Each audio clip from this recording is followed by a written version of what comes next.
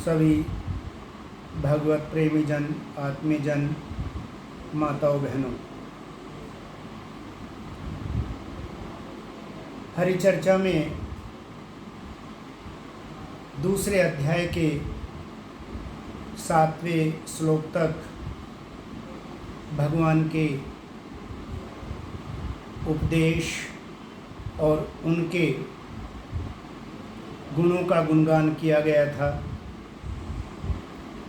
7वें श्लोक में शोकाकुल अर्जुन श्री भगवान श्री कृष्ण से अन्य संबंधों को गौण करते हुए उन्हें अपना गुरु नियुक्त करते हैं और अपने आप को उनका शिष्य कह के उनकी शरणागत होके भगवान से प्रार्थना करते हैं कि हे परमपिता परमात्मा, जो मेरे लिए कल्याणकारक हो वैसा निश्चित करके बताइए, क्योंकि उन्होंने कहा कि मैं कार्पण्य दोष से स्वभाव वाला और धर्म सम्मूढ़ चेता अर्थात धर्म संबंध में भी मैं भ्रमित हूँ, इसलिए जो मेरे परम कल्याण में हो ऐसा निश्चित करके मुझे बताइए।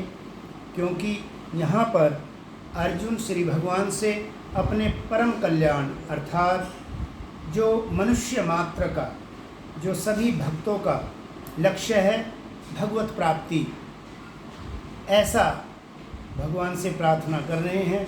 क्योंकि आगे आने वाले श्लोकों में भी अर्जुन ये कहने वाले हैं कि उन्हें धन संपन्नता, राज्य सुख, तीनों लोगों की जो संपदा है उससे, या जो देवत्व, देवताओं का भी अगर उन्हें पद प्राप्त हो तो उनके अंतःकरण में जो ये शोक है ये मिटने वाला नहीं है। अर्थात परम कल्याण के लिए वो शरणागत होते हैं और उन्हें अपना गुरु नियुक्त करते हैं। और आगे कहते हैं 8वें श्लोक में न हि प्रपश्यामि माम अपनुध्यात शोकम उच्छोषणम इंद्रियाणाम् एवाप्यभूमा औसपत्नम रेद्यम राज्यम सुरनामपि चाधिपत्यम।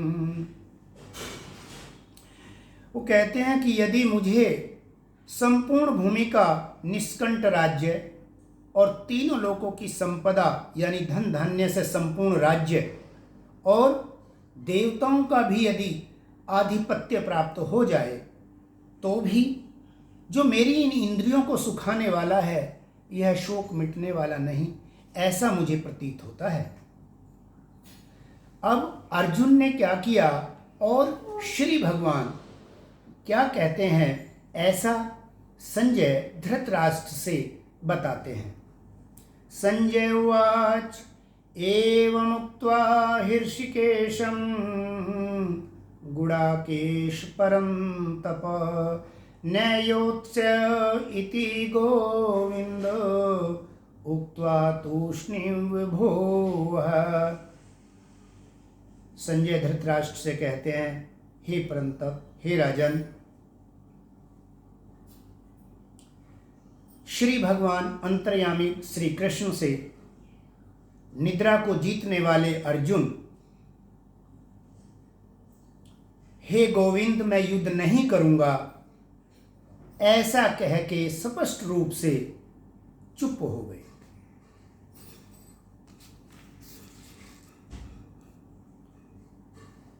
संजय धृतराष्ट्र को ये समझा रहे हैं कि जो बड़े साहस और उत्साह के साथ अपने रथ को निरीक्षण के लिए बीच में लाए, अब मैं युद्ध नहीं करूंगा ऐसा कहकर चुप हो गए। तब श्री भगवान क्या कहते हैं ऐसा वो धृतराष्ट्र को बताते हैं। तमुवाच हृषिकेशः प्रहसन्यो भारत सैन्योरुभयमध्ये विसीदन्तम् इदं वचः। संजय कहते हैं धृतराष्ट्र से कि हे राजन, अंतर्यामी भगवान श्री कृष्ण से, श्री कृष्ण दोनों सेनाओं के बीच में खड़े और शोकाकुल अर्जुन के प्रति हंसते हुए से ये वचन कहे। हंसते से हुए वचन कहने का तात्पर्य यह है, भाव यह है, देखो जिस प्रकार से माता पिता के सामने अगर बालक कोई गलती कर देता है तो हम करुणा में और ममता में होके मुस्कुराते हुए उस बच्चे को समझाने का प्रयास करते हैं कि बेटा ऐसा नहीं है। यहाँ भी अर्जुन एक तरफ शरणागत हो गए हैं भगवान के, उन्हें गुरु कह रहे हैं और कह रहे हैं कि मेरे कल्याण के लिए मुझे शिक्षा दीजिए, साथ ही उनके बिना कुछ कहे ही निर्णय भी कर रहे हैं कि मैं युद्ध नहीं करूँगा। तो इस भाव पर श्री भगवान को उन पे दया आती है अर्जुन पे, और करुणा आती से वो करुणामय करुणा वर्णाल्य भगवान अर्जुन के प्रति हंसते हुए से ये वचन कहते हैं। श्री भगवान उवाच, श्री भगवान अगले श्लोक में मोह जिससे नष्ट हो जाए इस उद्देश्य से इस 11वें श्लोक से सांख्य योग का उपदेश भगवान श्री कृष्ण कर रहे हैं, जिसे हम ज्ञान योग भी कहते हैं। तो यहाँ से ये प्रारंभ करते हैं और वो अर्जुन के उसी भाव की तरफ इशारा करते हुए कहते हैं। श्री भगवान वाच असोच्यवान् असोच्यस्त्वं प्रज्ञावादांश भाससे गतासूनश्च नानुशोचन्ति पंडितः। श्री भगवान बोले, हे अर्जुन, जिनके लिए तुम्हें शोक नहीं करना चाहिए, जिनके लिए तुम्हें इस प्रकार का शोक नहीं होना चाहिए, उनके लिए तुम सोच करते हो, और बातें तुम विद्वान पंडितों की सी कर रहे हो, क्योंकि ऐसे विद्वान पंडित जो संसार में हैं, अर्थात प्राणवान शरीर के साथ हैं, और जिनके प्राण चले गए हैं, जो संसार से चले गए हैं, दोनों के लिए ही शोक नहीं करते। भगवान अर्जुन के कहे हुए उन वाक्यों के प्रति अपना भाव प्रकट कर रहे हैं, कह रहे हैं, क्योंकि अर्जुन ने बताया कि किस प्रकार से परिवार और स्वजनों के विनाश के बाद किस प्रकार से संकर संतान उत्पन्न हो जाएगी और परिवार की परंपराएं नष्ट होके अव्यवस्था हो जाएगी। साथ ही जो हमारे पितृ हैं, जो संसार छोड़कर चले गए हैं, उनको भी पिंडदान इत्यादि की क्रियाएं बंद हो जाएगी, वो भी अपने स्तर से स्वर्ग में गिर जाएंगे। इस प्रकार की विद्वता की बातें तो आप करते हैं, परंतु आप ऐसा है नहीं, कर नहीं रहे। कारण क्योंकि जो ऐसे ज्ञानवान पंडित हैं वो दोनों के लिए ही शोक नहीं करते हैं। इस प्रकार से भगवान आगे कहते हैं 12वें श्लोक में, और इसमें वो आत्मा की नित्यता, सदा शाश्वतता दर्शाते हैं कि ये जो आत्मा है ये मरता नहीं, ये नित्य है, शाश्वत है, ये संसार की तरह अनित्य और परिवर्तनशील नहीं है। इसलिए कहते हैं न त्वेऽहं जातु न आसं न त्वं नेमे जनाधिपा न चैव न भविष्यामः सर्वे वयं तः परम। हे अर्जुन, ये आत्मा शाश्वत है। जिन्हें तुम मारने की बात करते हो और जिनके विनाश के बाद ऐसा सोच के तुम शोकाकुल हो, वो इस श्लोक में भगवान उपदेश करते हैं कि आत्मा नित्य है। अर्थात वो कहते हैं न तो ऐसा ही है कि मैं कभी नहीं था या तुम नहीं थे या ये कभी राजा नहीं थे, न चैव न भविष्याम, या आगे भविष्य में नहीं होंगे। हम सब आगे भविष्य में भी होंगे। उनका भाव यह है कि वर्तमान शरीरों की उत्पत्ति से पहले भी हम थे, अब शरीर के साथ भी हैं और शरीर के नहीं रहने पर भी हम रहेंगे। ऐसा भगवान आत्मा की नित्यता को प्रदर्शित करते हैं। आगे भी वे आत्मा की नित्यता के साथ साथ उसकी निर्विकारता अर्थात निर्लिप्तता की बात करते हैं कि इस शरीर में और शरीर के अंदर सूक्ष्म शरीर में रहने वाला जो जीव आत्मा है वो किस प्रकार से निर्लिप्त रहता है। आगे कहते हैं देहिनो अस्मिन् यथा देहे कौमारं यौवनं जरा तथा देहांतर प्राप्ति धीरस्तत्र न मुह्यति। भगवान कहते हैं अर्जुन को समझाते हुए, देही, इस देह में रहने वाला देही अर्थात शरीरी अर्थात आत्मा, जो इस शरीर में रहने वाला, जैसे इस देह में बचपना, कौमार, जवानी और वृद्धावस्था आती है, बिल्कुल उसी तरह से नई देह की प्राप्ति भी उसी से होती है। जिस प्रकार से बचपन, जवानी और वृद्धावस्था आने में भी आत्मा निर्लिप्त होती है, वो इस देह में आती है, इसी प्रकार सूक्ष्म देह का आना जाना होता है, आत्मा निर्लिप्त रहती है। तो इससे जो धीर पुरुष हैं वो मोहित नहीं होते। धीर पुरुष से कहने का तात्पर्य है कि जो संसार में सुख दुख हर्ष इत्यादि का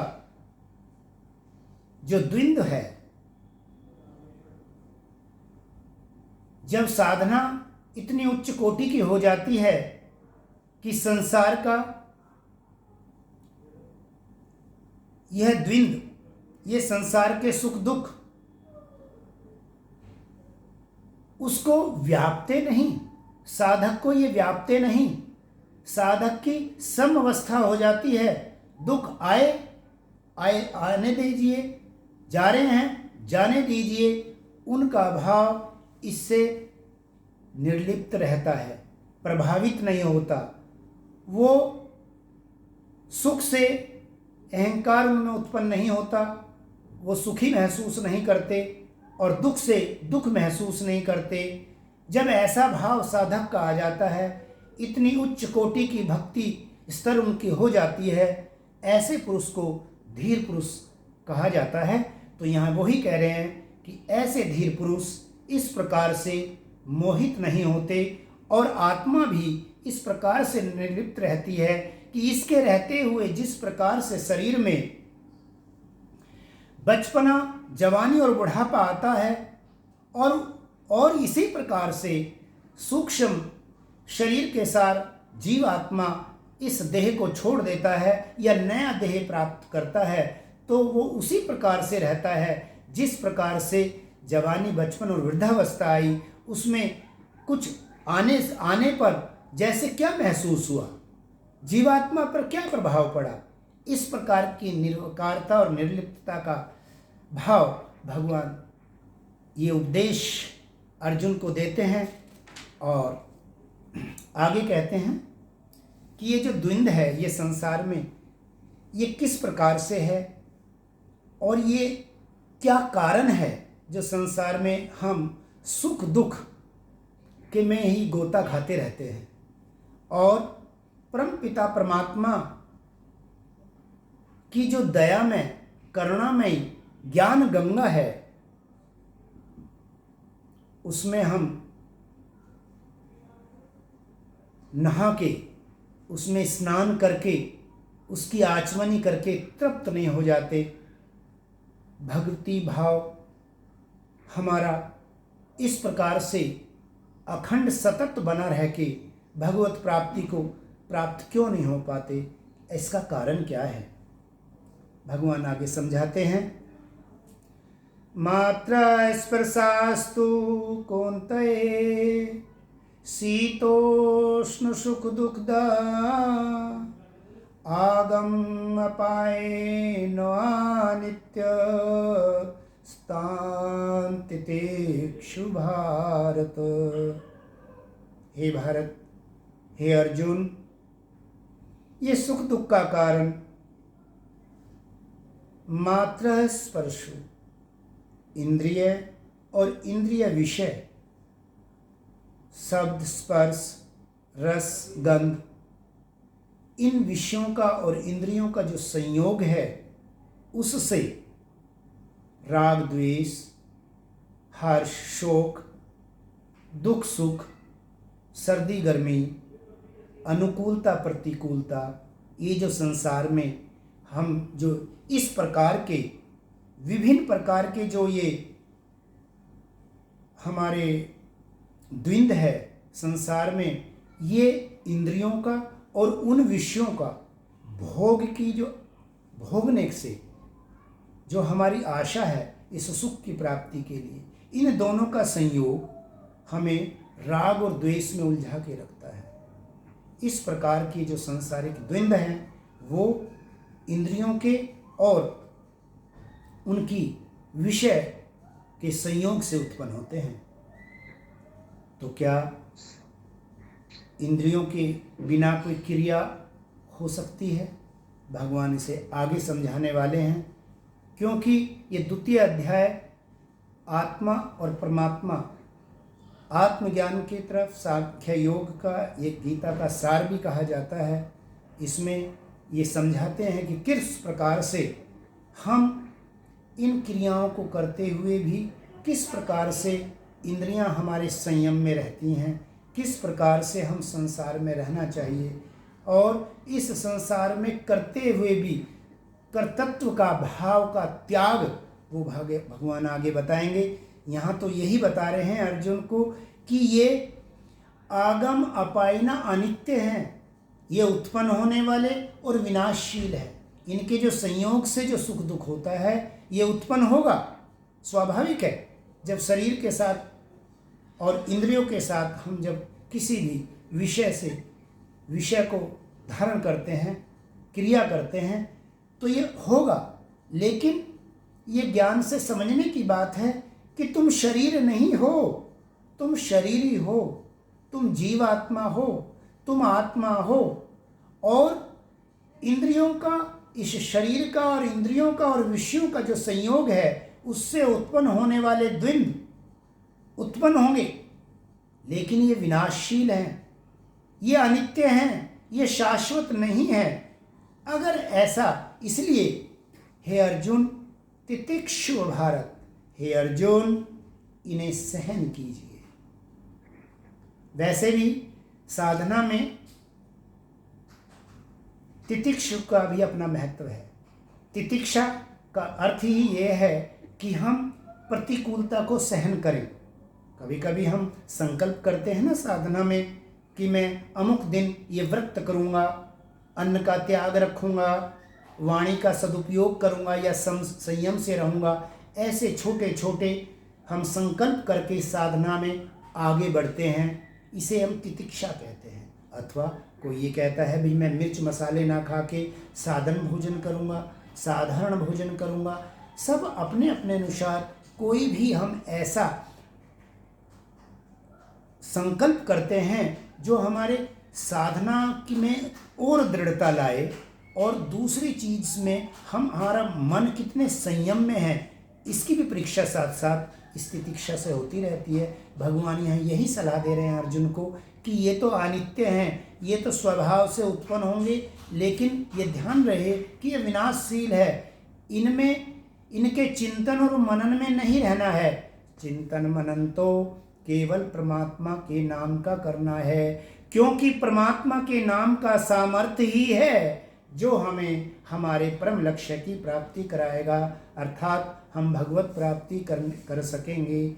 ऐसा यहाँ इशारा श्री भगवान कहते हैं कि इसको अनित्य और उत्पत्ति और विनाशशील समझ के हे अर्जुन, इन सुख दुख और सर्दी गर्मी को आप सहन करो। सर्दी गर्मी और सुख दुख से यही भाव है कि अन्य जो हमें हर्ष होता है, शोक होता है, राग या द्वेष आदि सभी प्रकार के द्वंद्वों को की तरफ भगवान इशारा करते हैं। तो उन सब को हमें सहन करते हुए अपने लक्ष्य पर आरूढ़ रहना चाहिए और परमात्मा के नाम का मनन करते रहना चाहिए, और इस हरि चर्चा को सुनते हुए भी उनके ध्यान में मग्न रहना चाहिए, मन उसमें लगा रहे और अंतःचक्षु भगवान को निहारते रहें। और ये जो दिए गई हैं इंद्रियां, इनका विषय सुनना है, लेकिन ये परमात्मा की हरि चर्चा सुनते रहें। इस भगवान के जो शब्द व्यास भगवान की ने जो कृपा की है, संतों ने जो कृपा की है, इनको हम आगे आगे सुनते रहें। तो यहाँ पर आगे इस प्रकार से जो संयोग वियोग के अनित्य बता के भगवान कहते हैं, ये 14वें श्लोक से हम इसमें श्रीमद् भगवद गीता के इस प्रकार से 14वें श्लोक पर आज की हरि चर्चा में भगवद गीता से संबंध आगे के श्लोक अगली हरि चर्चा में करेंगे। अब कहने का तात्पर्य यह है कि हम श्री भगवान के गुणों का गुणगान गाते रहें, उनका ध्यान करते रहें। जो भी हम कर्म करें संसार में, श्री भगवान का ध्यान करके उनके निमित्त रहकर कार्य करें। जब हम प्रकृति का और प्रकृति प्रदत्त इस सुंदर शरीर का, जिसमें परमात्मा ने हम पे बड़ी अहित की कृपा की है, हमारे किन्हीं जन्मांतरों के सुसंस्कारों के प्रतिफल के रूप में जो कृपापूर्ण यह शरीर मिला, ये मानव देह मिली, इसके परम लक्ष्य को हम प्राप्त हों, ऐसा मन में दृढ़ता लानी है। और दृढ़ता लाके संसार का प्रत्येक कार्य श्री भगवान की याद में करते चलना है। यहाँ पर श्री भगवान श्री कृष्ण अपने इस अवतार में केवल अर्जुन को ही नहीं, जीव मात्र के लिए ये उपदेश है।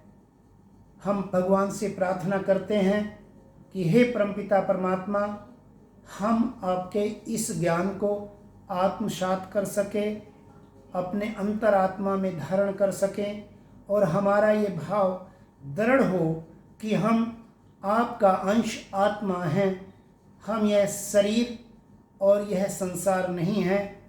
हम आपकी प्रकृति की इस सुंदर सी व्यवस्था में व्यवस्थित होकर रहते हुए आपके गुणों का गुणगान गाते रहें।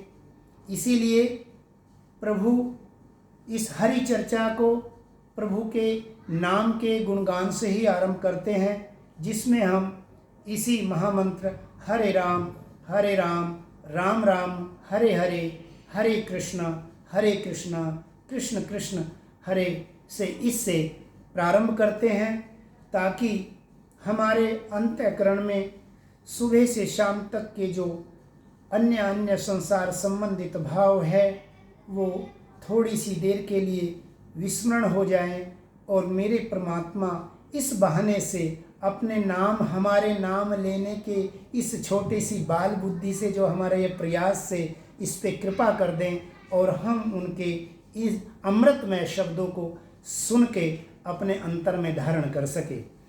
अब आगे